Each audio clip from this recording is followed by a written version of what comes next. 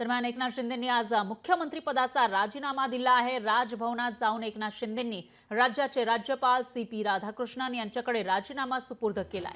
यावेळी देवेंद्र फडणवीस, अजित पवार, दीपक केसरकर, दादा भुसे हे सुद्धा उपस्थित होते। एकनाथ शिंदे राजभवनात दाखल होताच अजित पवारांनी आपल्या खुर्चीवरून उठत फडणवीसांना एकनाथ शिंदेंच्या बाजूला बसवला, तर देवेंद्र फडणवीस अजित पवारांच्या बाजूला बसत होते। मात्र या ठिकाणी अदलाबदल खुर्च्यांची केल्याची दिसून आलेली आहे। तर अजित पवार स्वतः बाजूला झाले आणि फडणवीसांना एकनाथ शिंदेंच्या बाजूला बसण्यासाठी जागा दिली। दरम्यान एकनाथ शिंदे आणि देवेंद्र फडणवीस यांच्यामध्ये मुख्यमंत्री पदावरून दुरावा झाल्याची चर्चा रंगली होती आणि या दरम्यान एकनाथ शिंदेंच्या बाजूला देवेंद्र फडणवीसांना बसवून अजित पवारांनी योग्य टायमिंग साधल्याची चर्चा राजकीय वर्तुळात रंगलेली आहे।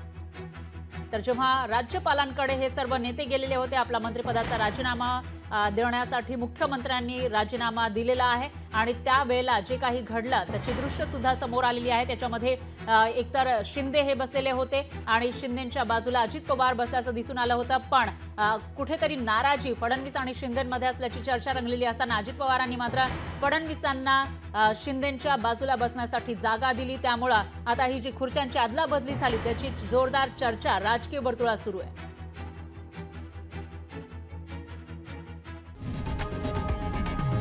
लोकशाही मराठी ऐका, पहा, जागरूक रहा।